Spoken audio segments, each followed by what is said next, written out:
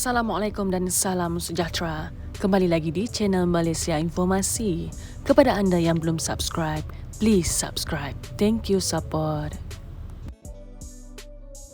Tuntutan pengeluaran kumpulan wang simpanan pekerja KWSP bersasar semakin mendapat perhatian apabila ramai ahli politik baik daripada kerajaan ataupun pembangkang mula tampil menyuarakan tuntutan pencarum.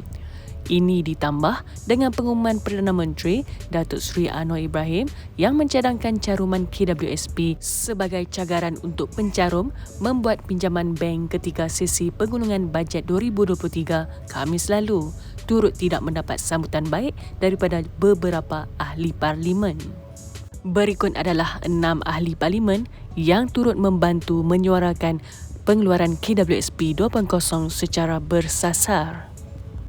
Nombor 1, Datuk Seri Ismail Sabri Yaakob, Ahli Parlimen BN, Bera.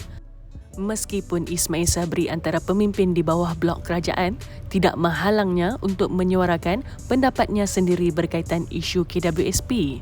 Ketika sesi perbahasan Belanjawan 2023 baru-baru ini, beliau menyatakan bahawa jika rakyat perlu menunggu 15 tahun lagi sehingga umur pesaran untuk mengeluarkan wang simpanan KWSP sudah tidak berguna kerana keperluan mendesak dan kecemasan adalah ketika saat ini. Nombor 2, Datuk Adnan Abu Hassan, BN, Kuala Pilah. Membangkitkan cadangan sama, Datuk Adnan Abu Hassan berkata kerajaan disaran membenarkan pengeluaran KWSP secara case by case mengikut kes khususnya kepada pencarum yang benar-benar memerlukan. Kerajaan boleh menetapkan apa sahaja syarat kepada individu yang layak ini untuk boleh mengeluarkan KWSP mereka memandangkan kerajaan mempunyai maklumat mengenai individu yang mencarum. Nombor 3, Senator Datuk Arman Azhar Abu Hanifah BN. Arman berpendapat cadangan mengenai caruman KWSP dibenarkan untuk dijadikan cagaran bagi pinjaman bank hanya akan menambah kesusahan rakyat.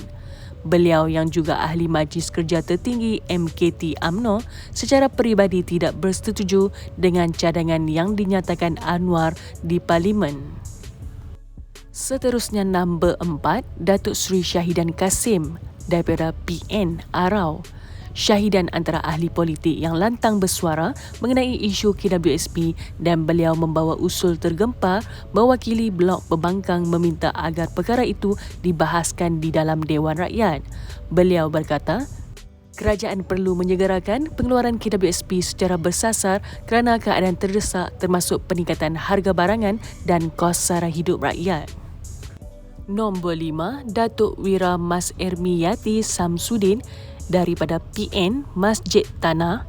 Ketika perbahasan titah diraja di Dewan Rakyat baru-baru ini, Mas Ermiyati berkata pengeluaran simpanan itu perlu dilihat dan dipertimbangkan semula walaupun kerajaan membuat keputusan untuk tidak melakukan demikian.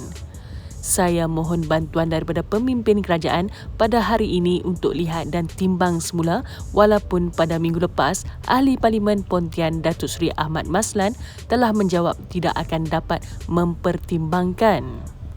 Akhir sekali, nombor 6, Datuk Dr. Dominic Lau Hiu Chai, Presiden Gerakan Parti Gerakan Rakyat Malaysia, Gerakan, menyifatkan pengeluaran wang simpanan KWSP adalah hak ahli KWSP dan bukannya hak kerajaan. Justru, Dr. Dominic berkata cadangan Anwar agar wang simpanan KWSP digunakan sebagai cagaran jika membuat pinjaman bank adalah tidak bijak. Marilah sama-sama kita berdoa agar segala urusan kita dipermudah dan akan mendapat kelulusan pengeluaran KWSP 2.0 secara bersasar dari Perdana Menteri Datuk Seri Anwar Ibrahim.